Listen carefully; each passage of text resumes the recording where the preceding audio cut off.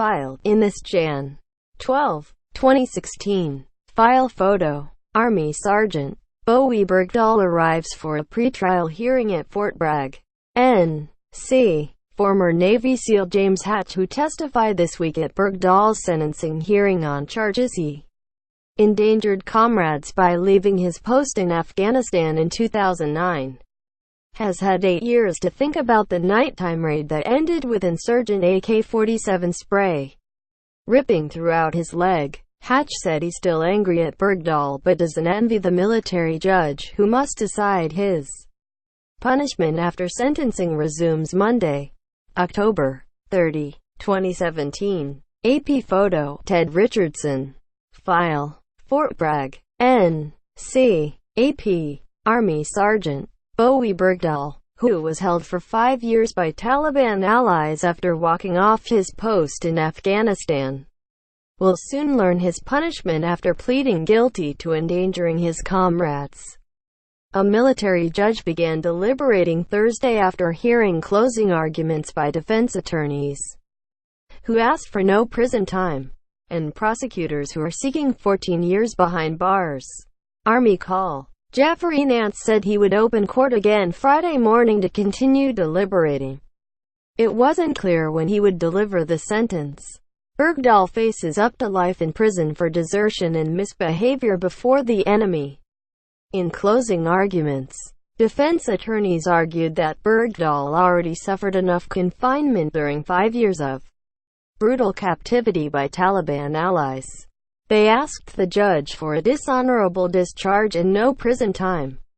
Their argument for leniency also cited harsh campaign trail criticism by Donald Trump and Bergdahl's mental disorders. Capt. Nina Banks, a defense attorney, said it wouldn't be justice to rescue Bergdahl from the Taliban, only to place him in a cell. Now, Sergeant Bergdahl has been punished enough.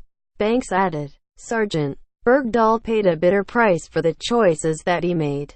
During the multi-day sentencing hearing, Bergdahl himself testified that he was sorry for the wounds suffered by searchers. He also described brutal beatings by his captors, illness brought on by squalid conditions and maddening periods of isolation, most of it in a cramped cage. A psychiatrist testified that Bergdahl's decision to leave his post was influenced by a schizophrenia-like condition called schizotypal personality disorder that made it hard to understand consequences of his actions, as well as post-traumatic stress disorder brought on partly by a difficult childhood. Prosecutors asked for a sentence of 14 years in prison, citing serious wounds to service members who looked for Bergdahl. Sergeant Bergdahl does not have a monopoly on suffering as a result of his choices, said Mush. Justin O'Shana, a prosecutor, contrasting Bergdahl to the wounded searchers.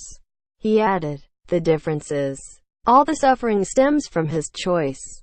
O'Shana also cited Bergdahl's own words to argue against the idea that his thinking was clouded.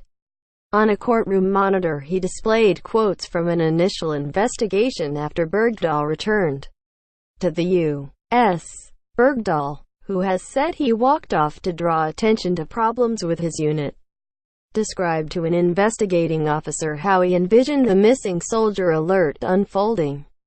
Bergdahl had said that the call goes all the way up to Army Command. It goes to Air Force. It goes to Marines. It goes to every high point and everybody finds out about it.